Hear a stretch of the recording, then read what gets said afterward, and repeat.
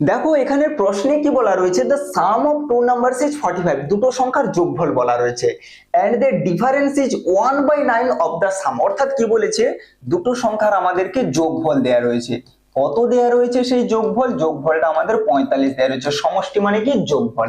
এবং সেই সঙ্গে তাদের অন্তর অর্থাৎ বিয়োগফলটা কি বলা রয়েছে, দেখো বিয়োগফলটা আমাদের বলেছে যে যোগফল যত হবে তার 1/9 অংশ। এই যে ভাষাটা, ওদের অন্তর সমষ্টির 1/9 অংশ। তাহলে সমষ্টি আমাদের কত? 45, তার 1/9 অংশ করলে আমাদের কত হয়ে যাবে? 9 5 45, 5 একে 5 বেড়ে যাবে। তাহলে আমাদের যোগফলও দেয়া আছে, বিয়োগফলটা বের করলাম। আমাদের প্রশ্নে সেই সংখ্যা দুয়ের লসাগু বের করতে বলেছে। তাহলে লসাগু বের করতে হলে আগে আমাদের সংখ্যাগুলো বের করতে হবে, না হলে তো আমরা লসাগু করতে পারবো না। তাহলে লসাগু কিভাবে বের করব, অর্থাৎ তার আগে সংখ্যাগুলো কিভাবে বের করব? দেখো যোগফল আর বিয়োগফল দেয়া থাকলে বড় সংখ্যাটা কি করে বের করব? যোগফল আর বিয়োগফলকে যোগ করে 2 দিয়ে ভাগ করলে আমরা বড় সংখ্যাটা পাবো। এবং ছোটটা কি করে পাবো?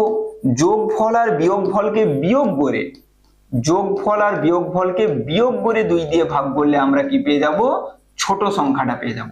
চলো, বড় সংখ্যা পেয়ে গেলাম, ছোট সংখ্যা পেয়ে গেলাম। এবারে আমাদের তাদের কি করব? লসাগু নির্ণয় করব। 25 আর 20 আমাদের কি হয়ে যাবে? লসাগু হয়ে যাবে। 25 আর 20 আমরা কি করব?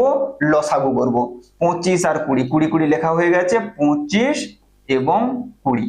চলো, 5 এ দিলে কত হয়ে যাবে গো? 5 5 এ 25, 5 4 এ 20। তাহলে আমাদের কত হয়ে গেল? দেখো 5 5 এ 25, 25 4 এ 100 আমাদের সঠিক উত্তর হয়ে যাবে।